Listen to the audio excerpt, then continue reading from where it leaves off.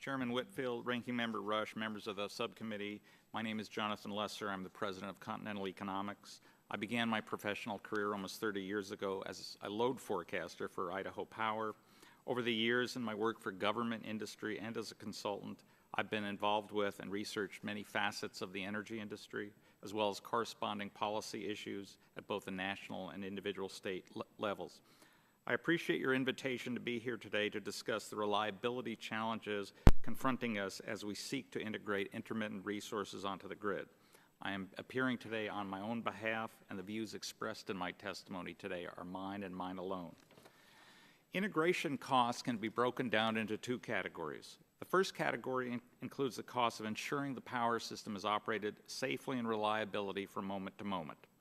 The second category includes the cost of connecting resources to the power grid, called interconnection costs, specifically building new transmission lines and substations to deliver electricity from individual generating units to load centers like DC. To operate a power system, the supply of electricity must continuously match demand. If power supply exceeds demand at any time, it can overload the system. If demand exceeds supply, you can have brownouts or even rolling blackouts. Because the overall demand for electricity changes moment to moment, power system operators must continually adjust electric supplies. In addition, as has been mentioned, grid operators have to plan for contingencies. On those hot, sultry August days here in Washington, D.C., the demand for electricity peaks because of air conditioning. So power system operators have to ensure there's sufficient resources to meet those loads. Gas generators provide the most quick reserve capacity because they can be started, stopped, or ramped up and down fairly easily and quickly. In contrast, coal and nuclear plants are designed to run around the clock, generating the same amount of power at all times.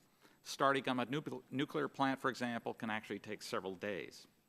Although the output of these plants can be varied up and down, doing so increases the wear and tear on them, which increases their operating costs and reduces their fuel efficiency. It's not surprising that intermittent resources like wind and solar cannot provide these sorts of operating reserves. In fact, intermittent resources actually increase the need for reserves. The reason for this is that system operators must also cope with the wide swings in output from intermittent resources.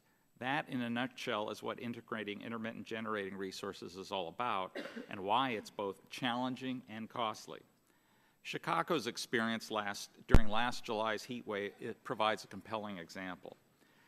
During that heat wave, Illinois wind power generated less than 5% of its capacity during the record-breaking heat, producing only an average of 120 megawatts of power from over 2,700 megawatts of installed wind.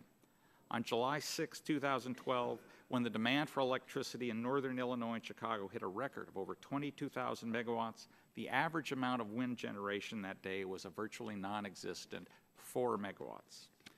The potential loss of thousands of megawatts of intermittent generation in a short time, which has occurred in the past, means that system operators must increase the quantity of available reserve capacity. That increases costs.